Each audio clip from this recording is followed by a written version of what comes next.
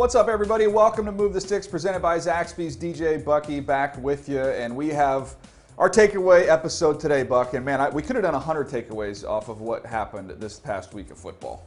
DJ, I'm really excited because for the first time all year, we saw defenses show up. I'm beginning to see a level of football and a kind of football that I remember and recognize. Defense playing a big part in some of these teams winning games. Yeah, no, there was some impressive defensive performances. There's some teams missing some key players. How do they overcome that? I thought it was an interesting theme as well from the week. I want to encourage everybody, if you're just checking us out for the first time, you can find our podcast. Go to NFL.com/podcast, Apple Podcasts, really wherever you get your podcasts, you can find Move the Sticks, where we've got you covered as we look at NFL games, we look at the draft and some of the top players that are coming into that process as we get further along in the year. Also have the YouTube page. You can find, I've got some videos there, youtube.com/Move the Sticks. Bucky's column each and every week, NFL.com/Bucky Brooks. Look, we could do this forever. We've got lots of content for you, that's all I'm saying here. Buck, let's get these 10 takeaways cranked up here. Why don't you start us off with the first one? DJ, the steel curtain is back. Mayfield shotgun snap, throws over the middle, intercepted. It is Minkah Fitzpatrick, 25, 20, 15, 10, touchdown, Minkah. People have been asking, where's Minkah Fitzpatrick? Baker Mayfield just found out. I mean, you got to like that. Minkah Fitzpatrick really hadn't been a major impact player for this defense, shows up with a pick six. And DJ, this defense played lights out against the Browns. Browns had the #1 rushing offense coming in. They did a good job of suffocating the running game, held the rushing attack to only 75 rushing yards on 22 attempts. But what I really liked about this defense, 4 sacks, 2 turnovers, did a great job of imposing their will on the Browns. And they showed the Browns that this rivalry isn't quite a rivalry yet because the other side can't keep up with what the Pittsburgh Steelers are able to do. Yeah, and this is disappointing on the other side of it from the Browns because it's a Browns team that's sandwiched some wins together in an impressive fashion. But the bread on that sandwich has been getting blown out by the Baltimore Ravens in the division, now getting blown out by the Pittsburgh Steelers in the division. So while you can definitely feel good about the Browns trending in the right direction, I think when you look at the class in that division, they still very much find themselves in third. Yeah, no, it's tough because their division is loaded at the top. The Baltimore Ravens and the Pittsburgh Steelers look like title contenders. And I think for the Browns to catch up, they got to get better play, more consistent play from Baker Mayfield. He was playing with a rib injury. It clearly affected his play. But at the end of the day, the quarterbacks are really what separate those top teams. And Baker Mayfield ranks third behind Lamar Jackson and Ben Roethlisberger in that division. And that is why the Browns right now are sitting in third.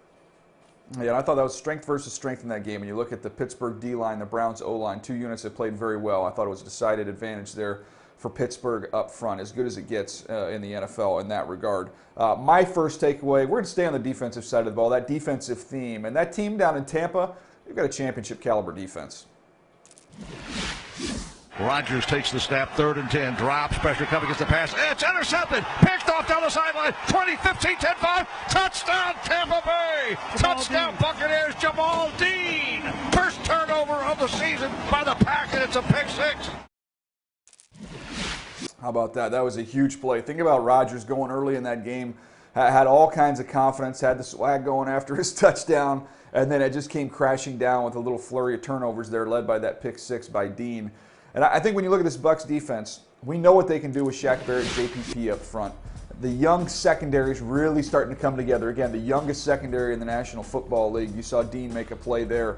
Evans made a play in the back end as well. They've got a lot of talent. Carlton Davis is one of the better young corners in the NFL. So I like where they are there. So you're good up front. You've got good secondary. But it's a second level, Buck, that makes everything go on this defense. And starts with Levante David, who should be a legitimate defensive player of the year candidate for all he does for this team in terms of the run, coverage, range, leadership, energy. He does all those things. And the guy next to him, and Devin White, pretty special as well. So we look at the 3 levels of the defense coming off talking about the Steelers. I think Tampa's in that same boat where really you can get excited about all 3 levels of that defense. Oh, I absolutely think you should be excited about the Tampa Bay Buccaneers defense. Todd Bowles has done a great job of getting this side of the ball to play. And as much as we have talked about the Buccaneers offense and Tom Brady, really it will be the defense that carries them as far as they want to go. up front, and Ndamukong Suh showing up and being a menace to Aaron Rodgers. Knocked him around, battered him, really disrupted the rhythm of the Packers passing game. And oh, by the way, they said that no one could run on them, and they didn't allow the Packers to run on them. That was critical. But you talk about this young secondary, man, so many players to like: Carlton Davis, Jamal Dean, Antoine Wingfield Jr. showing up. Todd Bowles, Kevin Ross, they've done a good job of developing these guys. And as they continue to get together and that chemistry comes together, man, the Tampa Bay Buccaneers are a title contender. And it's because of the defense, not necessarily the offense, which is what we talked about all offseason. And if you go to the offense, the player who's been the most impactful for them actually is Ronald Jones. It's not Tom Brady. It's not Mike Evans. It's not Rob Gronkowski, although Gronk had a little bit better game this week. But Ronald Jones has kind of been that engine for that offense. He absolutely has. DJ, 3 straight games with over 100 yards. Everyone has talked about Rojo and how he was going to fit in, and Leonard Fournette and Shady McCoy. What does it mean? Bruce Arians firmly backed him, and he has rewarded him with solid play. And if they can run the ball like they were able to run the ball, man, look out, because now it takes all the pressure off Tom Brady to have to carry this offense with his arm. Yeah, hat tip to Jason Light building this roster. They've done a good job. A lot of young players contributing for this football team. All right, keep us going here, Buck. What's number 3? Hey, DJ, we got to stay with the defense. The Bears keep finding ways to win.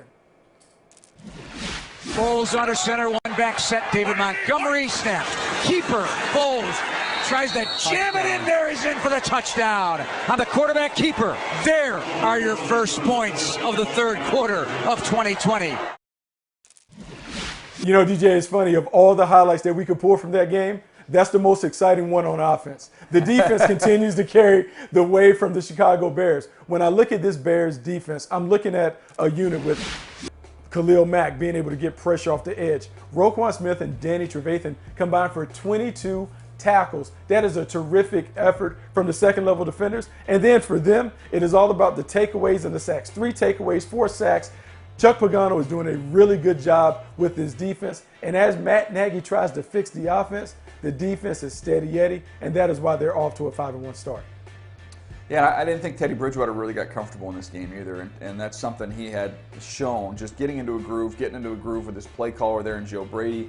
I just never felt that they found the rhythm in this game, and Teddy never got comfortable. A lot of that was the pressure they were able to generate up front there with that Bears group. So I don't know. I'm still a little bit skeptical of this Bears team. I know what the record says and where that places them. I'm still a little bit in wait-and-see mode. I don't know if you saw. Did you see Foles' comments after the game? Yeah, he was interesting. He was passionate. Very interesting. He was passionate. Very passionate. Very passionate, and mentioning the fact that, hey, you know, we're winning games, but we know we have a long way to go. But the good news is we're communicating with each other. I believe in the guys. I believe in the coaching staff. But we need to get better. We will get better. I thought it was that's one of those teaching tapes. You know, we talk about teaching tape with what you see on the field. That was a press conference teaching tape for young quarterbacks. Absolutely. And I love Nick Foles for his leadership ability and what he stands for. And I think that has really been why Matt Nagy wanted him in. He's a leader, and I think guys gravitate to him not necessarily because of his skill level, but just because he understands how to manage the game. He knows how to play winning football. He's won at the highest level, obviously winning a Super Bowl MVP, and that is just good enough for the Bears at this stage. We'll see if that offense can come along, but we know their defense is certainly good enough to keep them in contention. All right, let's get to the team that's probably the most disrespected team in the NFL when you look at their record and look at how little talk they get about what they've done on the grass. That's Tennessee Titans, and when it comes to them, their offensive coordinator, Arthur Smith, he's a name you better get to know. First and 10 Titans from their own 6-yard line. Give it to Henry. Looking for some room, finds it. 10, 15, 20, 25, 30, 35, 40, 45, 50, 45, 40, 35, 30, 25, 20, 15, 10, 5, end zone. Ladies and gentlemen, 94 yards. Touchdown, Titans! He is the baddest man in the NFL, and he just took her to the house. Mike Keith. Mike Keith is the best. I could listen to Mike Keith calls all day long there on Titans radio. But you look at what they've done offensively, look at Derrick Henry in this game, the yards he's piled up. But you look at the way Ryan Tannehill is playing, really putting himself in that MVP discussion with how efficient he's been, as well as showing you some more explosive play at the quarterback position. Arthur Smith is the man who's designed the whole thing. And Arthur Smith is somebody that has a great reputation inside the NFL.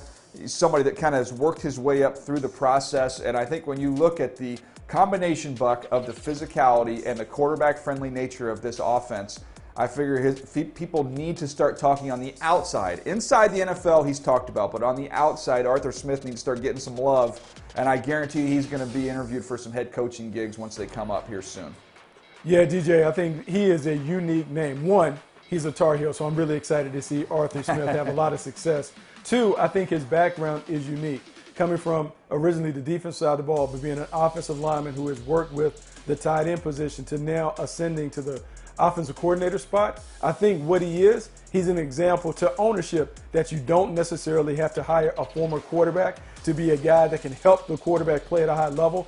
Arthur Smith has been able to take a running game, make it creative and explosive. He's been able to tailor an offensive pass attack for Ryan Tannehill that has really elevated his play. And I think because of all of those things and the level of physicality and toughness that the Titans display, he absolutely should be someone to watch as a head coaching candidate. He has done a terrific job in his second season as a play caller.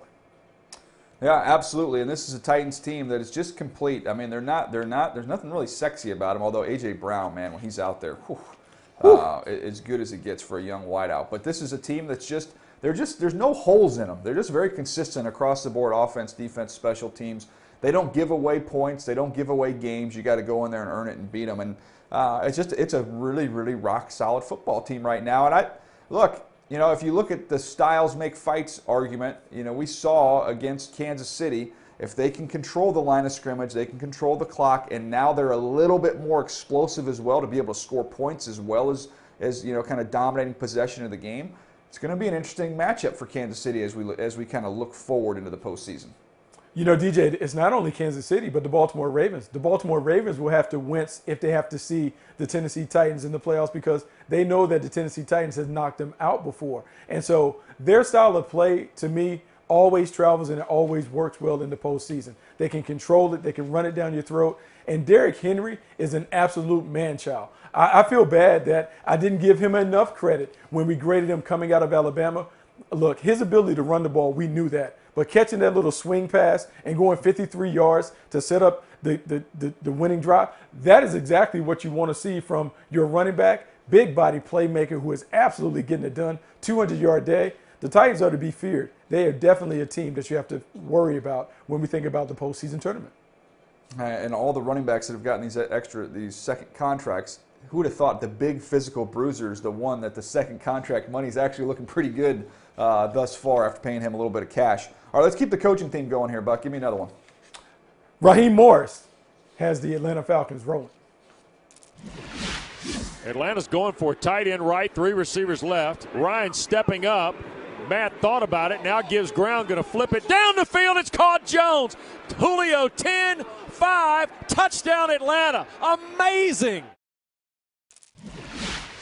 DJ, we always talk about it. New coach, new energy. Whenever you fire the coach and the interim is elevated, everybody in the rooms, their ears perk up because they now know we're on notice because once the coach goes, the players are next. Raheem Morris did a great job of tapping into that new energy. They talked about how he made the team uncomfortable through the practice week. No repeats, more urgency. I think the best thing he did, he got the defense playing well. They played with their eyes on the quarterback, 3 interceptions. And then on offense, he made it really, really simple. Give the ball to your best players and get out the way. Matt Ryan, over 300 yards passing. Julio Jones, 100 yards through the air. That's what you want to see from the Atlanta Falcons. And because of that, this is the Falcons team that we've been waiting to see. We will see if he is able to keep it up. But for a first game, look really good in Atlanta. Yeah, and you flip it over to the other side, man. Maybe the most disappointing team to me in the NFL is the Minnesota Vikings. With what the expectation was, winning a playoff game last year, looked like they'd kind of got over the hump with Kirk Cousins. He's got two years now, and I think $66 million. So they're committed to him for this year and next year. He's not playing well, and to me, I know a lot of people have tried to point to you take away Stephon Diggs. Justin Jefferson's the best rookie receiver in the NFL thus far, the way he's played and as explosive as he's been. So I'm not buying that. It's just it's not working right now. It's not clicking right now. And I know you've pointed to the fact that they made some defensive staff changes, but man, it does not look good right now. Houston's the only win they've got, and that was a winless Houston team at the time for the Minnesota Vikings. Yeah, no, it doesn't look great, and I'm surprised because I actually thought that he would play better with Gary Kubiak calling the plays. I think what is now evident, this team on offense, they run through Dalvin Cook. You remove Dalvin Cook from the equation, this offense is nothing like the offense that we normally see. And so I think it's really important when they get back, it has to be a lot of 33 running and catching. He has to be the guy that really makes this offense go. And Kirk Cousins has to go to the sidecar because he certainly can't drive it. Yeah, he's definitely Robin and not the Batman there for that offense.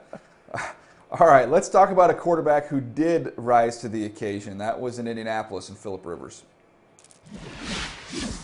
Rivers backs to throw on 1st and 10 in the end zone. A diving catch for Jack Doyle. Touchdown! Touchdown! Jack Doyle! And the Colts are tying the ball game right now. A 14-yard beautiful throw from Phillip Rivers. Yeah, this was a game where the Indianapolis Colts got down big early, and you thought, man, this could get away from them, and you're starting to, oh, man, if Rivers doesn't play well in this game coming off the clunker that he had the week before, are we talking about making a change? Is that coming? And then Phillip Rivers showed he's got a little bit left, Buck. Just throwing dimes all over the field, played really, really well in this game, and without much of a running game either. So he put the team on his back. He's still capable of doing that. I think the challenge for Phillip Rivers is going to be consistently doing this. And I don't think you want to ask him to do this on a regular basis. He can pull one of these rabbits out of the hat like this, here or there, but I still think they've got to get back to being a more committed to the run team, being a little bit more balanced, and not putting this offense completely on the shoulders of Phillip Rivers, because that wasn't what the intention was when he was signed. They were going to be physical. He's just going to manage the game. That's their formula going forward. Well, in this game, they had to get away from that. He had to go chase points, and he got it done.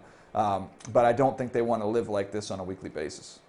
No, I definitely don't think they want to, nor should they try and live like this. Phillip Rivers is a very prideful, very competitive player. He heard all week the whispers, the rumors about, hey, they should take Phillip Rivers out. They should put Jacoby Brissett in. Phillip Rivers is killing them. He's holding this offense back with his turnovers. And so, look, he dug down deep and he pulled out a vintage performance. Now, there's something to be learned from that. He has that in him, but Frank Wright and the staff, they can't count on Phillip Rivers to do this each and every week. It has to be driven through the offensive line, the running game. The defense has to play well. And then if you need Phillip Rivers, you can break the glass, but you don't want to get in a situation where you need Phillip Rivers to be the guy that's the focal point of the offense. I would rather him play a managerial role where he can come in and make some plays when you need it, but not because you have to get him from each and every week.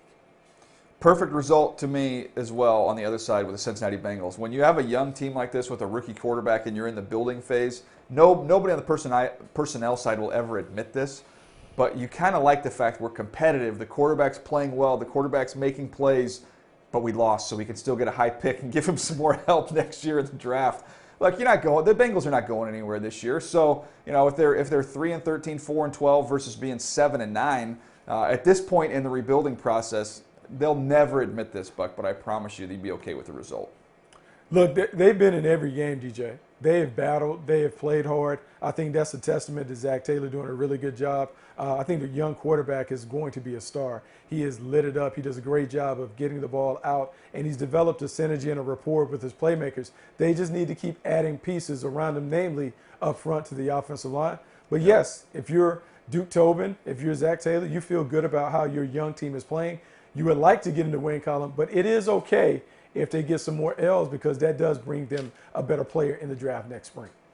Yeah, and you think about the fact if they could be up there in one of those top picks where a quarterback is available now, you're sitting pretty because you've already got Joe Burrow. You have a trade chip. You can get a boatload of picks and really try and improve around your young signal caller there. All right, Buck, what do we got going on in New York? The Giants keep fighting.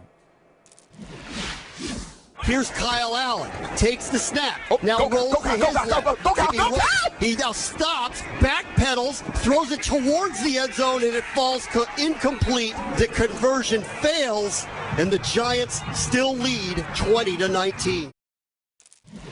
Go no count, no count, no count, no count. Oh, I know. that's phenomenal.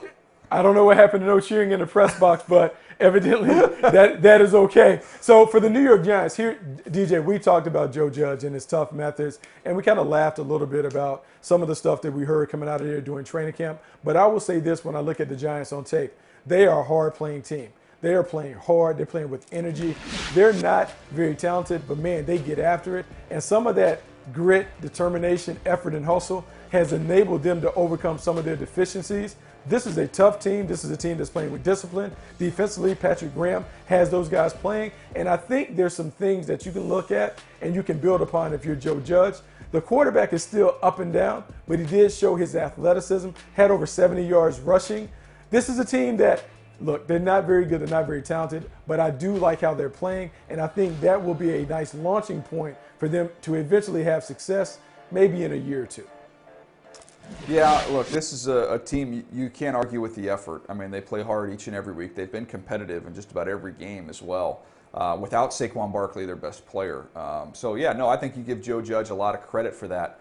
But the other side of it, Buck, is when you have as many high picks as they've had over the last 5 to 6 years, they've got to get some more impact from some of those guys. When you've got a left tackle that has not played well, when you had your pick of the litter of the top 4 tackles in this draft, and it looked to me at the time like you clearly took the 4th best guy, and that's been a little bit of a concern there with the Giants. But when it comes to Joe Judge, the effort that he's got these guys playing with, you got to tip your cap. Yeah, I think it's interesting about Andrew Thomas. Andrew Thomas was benched for the game on Sunday, and the reason he was benched is because he was late to a meeting. I think with Joe Judge, I can commend him because his actions and his words match up. He talked about being a team that pays real close attention to the details. Sitting down the 4th overall pick, a guy who is expected to be a blue chip player because he's late, to me, I think that sends a message to the entire team. Everyone is treated the same, and I think that is going to help them as they think about turning this program around, trying to get everybody on the same page. Yeah, and I think to me, if he had been late to one meeting and his performance had been at a high level, maybe you extend some grace there and try and understand it. But when your performance is not up to par, and then now you're not dotting all the I's and crossing all the T's, no, I think it is smart to send that message and sit him down for a quarter. But he's got to play better when he's out there for them. Help protect sure. Daniel He Jones. does. So, yeah, we'll see. We'll see what happens to that team going forward. But I know one thing. You watch them, and I agree with you. That's the one thing that jumped out to me when my takeaway was, defensively, they play hard. They run to the football. A very, very competitive group. The wins haven't come, but this is the first one. Maybe they'll get on a roll here. Let's stay inside that division. Man, it's a bad division. The Philadelphia Eagles just unable to overcome the injuries. Wentz under center. 1st and goal.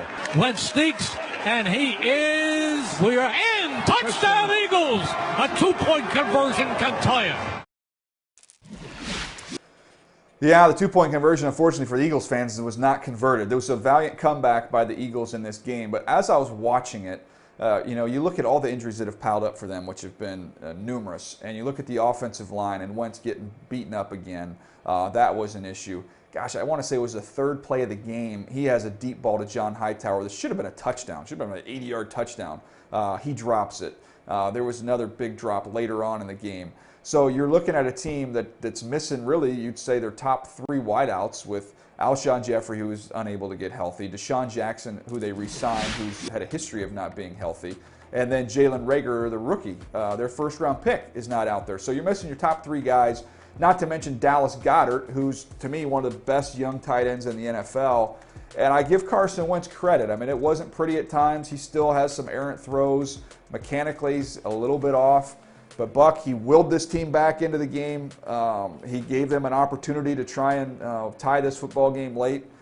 I was encouraged from that standpoint because I've been really worried about Wentz. But man, they're unable to account for all these injuries that they've had, and they haven't been able to get the job done. No, they just haven't been able to get it done. And you talked about the injuries. We talked about the inconsistent play from Carson Wentz. He does flash. I think the one thing that showed up, they're trying to use his athleticism a little more. I think that has to be a sweet spot because when he uses his athleticism, I think that's when he plays at his best. And so I believe he's beginning to come out of his funk a little bit because of the way that they're utilizing him.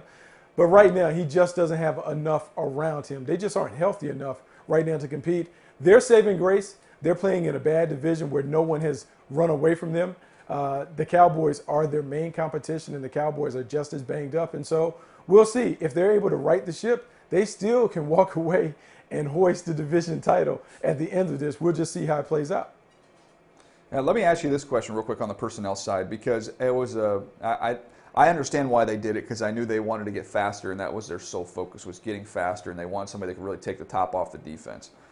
But to me, when you had Justin Jefferson and Jalen Reagor, those players were not close, in my opinion, in terms of talent. And it's one of those deals where you can say, okay, if you can be coach driven, you can say, okay, man, we just have to have this. If we don't have this, it's not going to work. Well, lo and behold, you get injuries. Just take the best football player, because guys are going to come and go. There's going to be injuries, different things happen. But you bypass, like for me on a grading scale, would be bypassing a 6'7", 6'9" player for a 6'3", 6'4" player because he fits a little bit better. I think you get in trouble when you do that.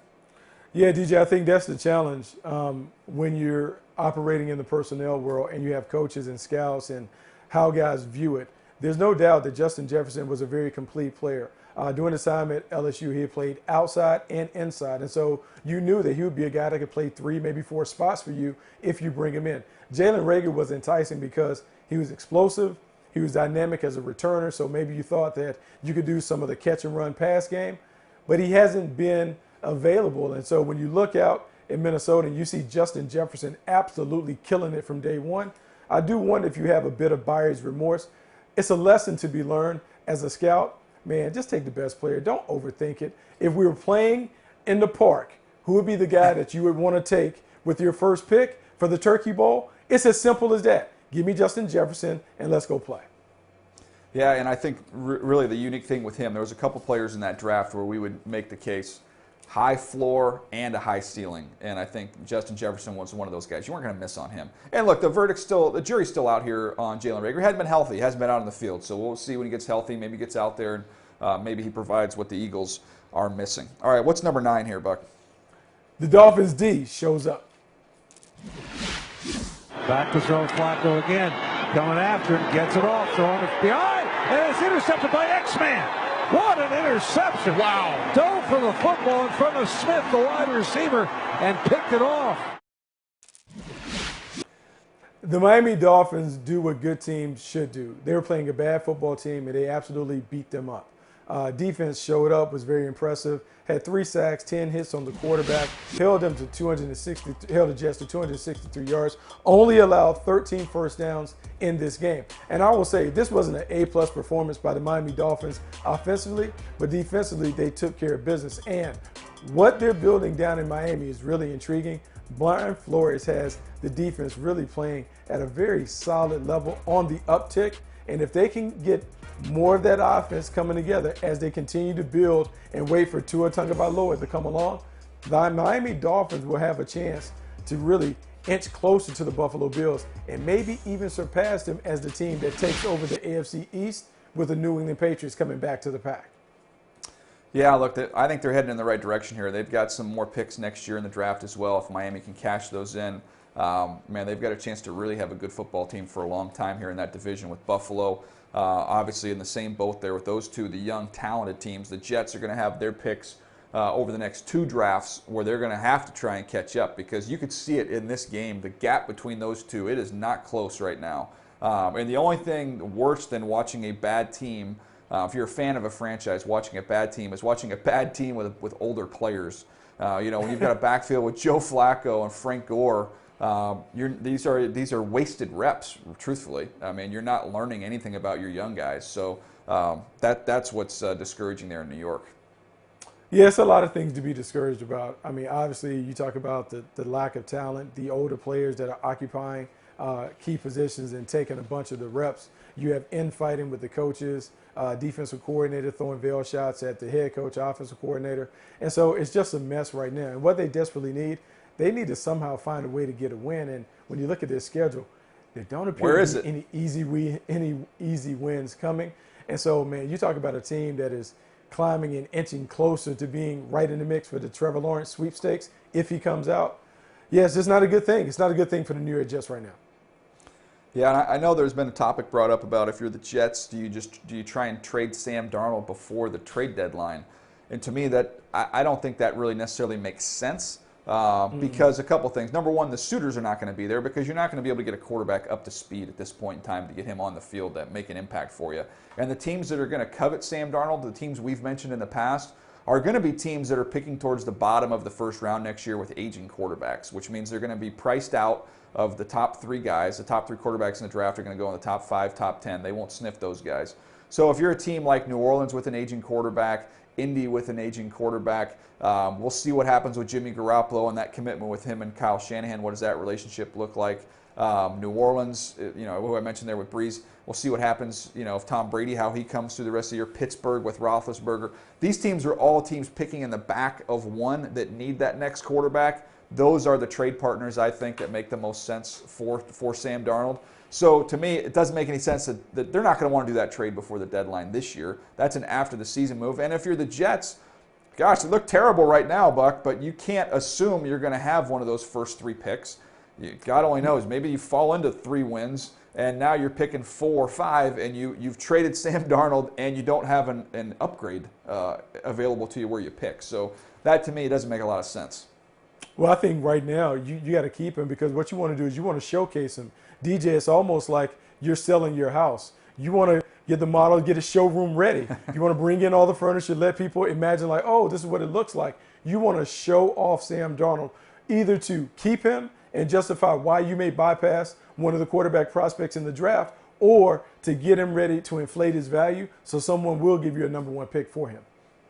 Well, just think about this. One last encouraging note here for Jets fans. You could be in a situation where you have 1-1, right? So you got the first overall pick. We would assume that would be Trevor Lawrence, right? So you take Trevor Lawrence. You then would trade Sam. I believe you get a late 1 for Sam.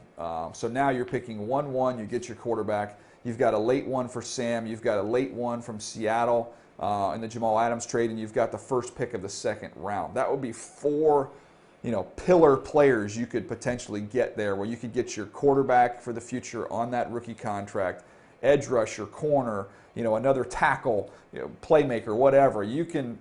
What I'm saying is, there's exciting days ahead if you can nail those picks going forward. You start to see the Jets pick up pretty quick. The Jets have done this before with 4 picks in the first round when they had Chad Pennington, John Abraham, Sean Ellis, and then they picked up tight end. I think they picked up maybe Anthony Beck in the first round. So they have been able to do this, and that really carried them and set them up for a nice sustained run when Chad Pennington was there. So it's not new to them, but it's about putting yourself in a position to get the picks and then picking the right players. But this should be an opportunity for the Jets to hit rock bottom, but to bounce back hopefully pretty quickly. Yeah, there you go. All right, let's get to the final takeaway here. That is the 49ers, their big win in the division over the Rams. That offense runs best when it's through George Kittle and Deebo Samuel. Kittle, 3 receivers left and Kittle right. They throw over the middle. It is caught by George Kittle. He'll race for a touchdown. 10, 5, touchdown! San Francisco! 4th and 2, Kittle over the middle.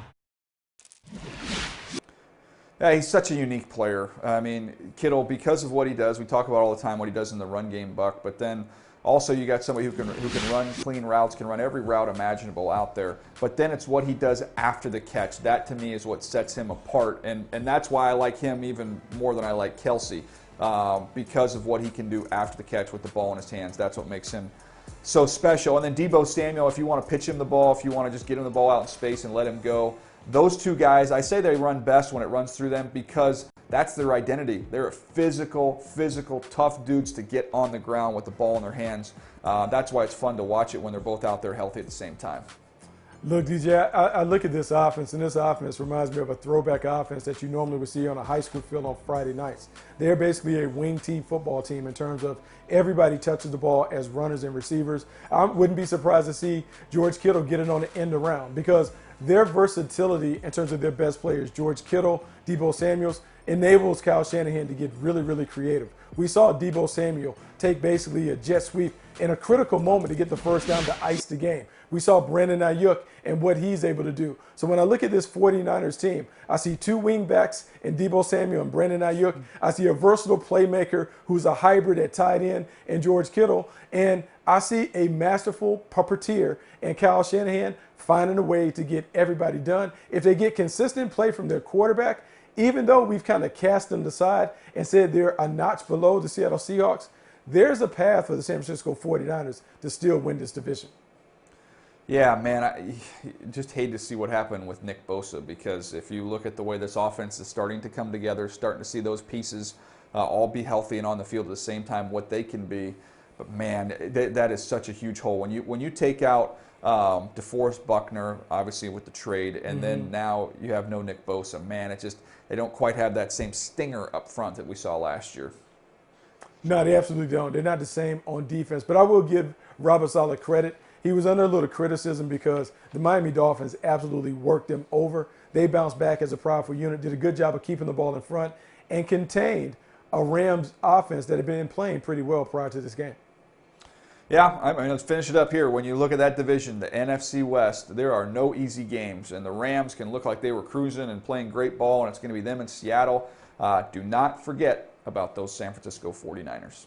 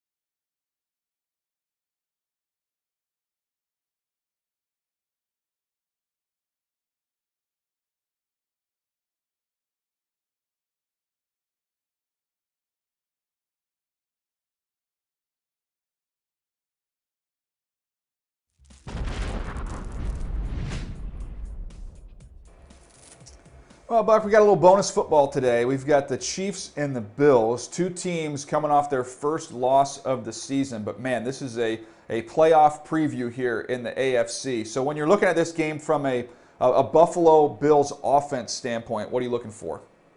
Look, it's all about the supporting cast around Josh Allen. Josh Allen has played at times at an MVP level. He has been terrific in terms of making plays with his legs, but also really becoming a more accurate passer. Some of that is the basketball team that is around him. We've talked about having a basketball team at wide receiver, guys that can do a bunch of different things. Stephon Diggs being the #1 receiver has certainly helped Josh Allen because he's a route runner. Gets consistent separation, makes plays, and they've utilized him on crossing routes and deep overs to take advantage of it. John Brown, if he plays, he gives them the vertical playmaking threat to go with Cole Beasley. If they have all their weapons around Josh Allen, I expect Josh Allen to play well. He just has to be disciplined and detailed if the Chiefs come out and play a little more zone than man-to-man. Yeah, and this is a Chiefs team that's really struggled with a deep ball down the field. And you saw with the Raiders able to get Henry Ruggs over the top. I think you'll see this Buffalo Bills team play action shots. Their offensive line has held up pretty well. They're going to be challenged against a good front here from the Chiefs. But I would anticipate you're going to see Josh Allen try and air this thing out. And you mentioned it. Look, they've seen a lot of man coverage early in the year. Last week they saw more zone coverage, and teams, the Tennessee Titans, saying, "Look, we're not going to get you comfortable back here. We're going to make you sort through a lot of different bodies back there." So we'll see if the Chiefs adopt that approach as well. How about the Chiefs? So we look at them offensively. What are you looking for? Man, the track team, you're looking for the track team to really show up. Tyreek Hill, Travis Kelce, Sammy Watkins, Mecole Hardman. Sometimes things go so easy for this offense that they appear bored. I want to see them play an A-level game. We haven't seen that consistently from this group. Can this supporting cast, the people around Pat Mahomes, get going? And can Pat Mahomes show the killer instinct very, very early?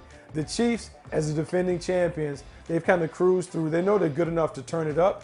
I want to see them turn it up and play at their best. And offensively, that means the track team on the outside playing like an Olympic level 4x1 relay team. Yeah, I think you're going to really try and stretch this game out if you're the Chiefs, and that can be done horizontally as well as vertically. And this Buffalo Bills defense, to me, that's a matchup I'm looking forward to. When you look at their linebackers, their ability to scrape and run, they're going to be stressed and challenged, trying to get out to the perimeter, chase and run, and be able to slow down the Chiefs. The other thing I'll be anxious to see is you've seen a lot of teams, once the Chiefs get into longer yardage situations, instead of they're rushing 3, they're not rushing 4, they're lining up with 4 down, they're rushing 3, they're dropping one of those off and using him just to try and mirror Mahomes, take away his running ability on 3rd downs, which has been a big part of what the Chiefs have done over the last couple years. So rushing 3, dropping coverage, spying Mahomes, we'll see if that's what the Buffalo Bills do in this one defensively to try and slow down the Kansas City Chiefs. But it's going to be a fun one. Bonus football. Who doesn't love that?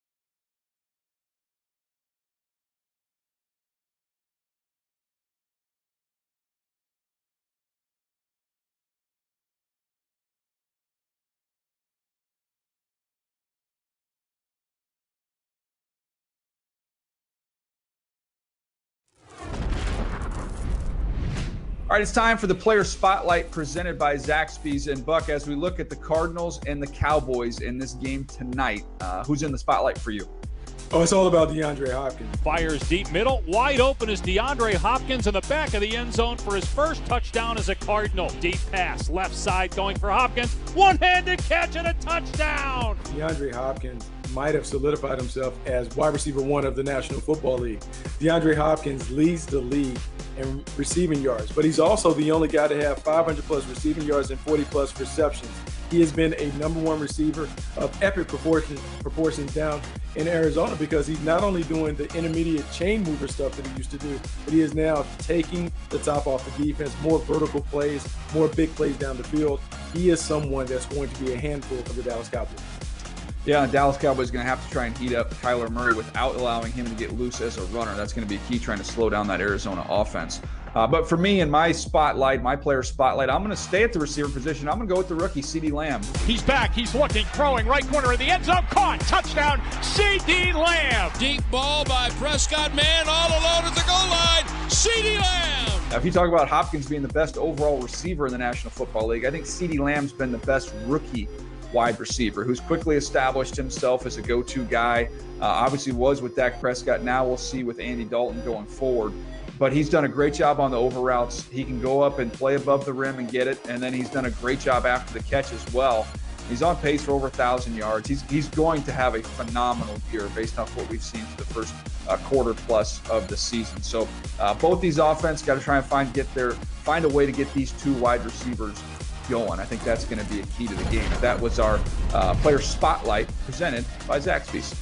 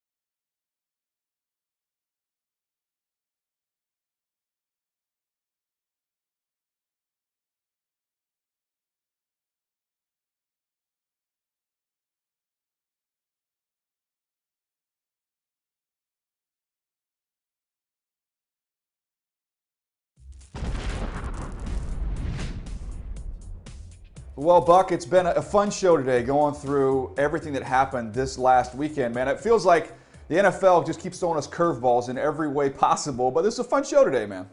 It is a fun show, and I think it's an exciting time because as we go into next week, we're seeing some top teams battle it out. And as these teams begin to really settle into their identity, we're beginning to separate the contenders from the pretenders. Absolutely. And one game next week, by the way, mark it on your calendars. Steelers, Titans. Cannot wait to see that one, to see who reigns supreme in the AFC. An incredible slate of games next week, which we will have you covered on the Recap Takeaway podcast a week from now. So I want to thank you guys so much for checking us out. Thanks for listening to the podcast. You can find it at Apple Podcast or wherever you listen to podcasts. You can find all of our videos, NFL.com/MTS video as well. That's going to do it for us today. Bucky, appreciate you as always. We'll catch you next time right here on Move the Sticks, presented by Zaxby's.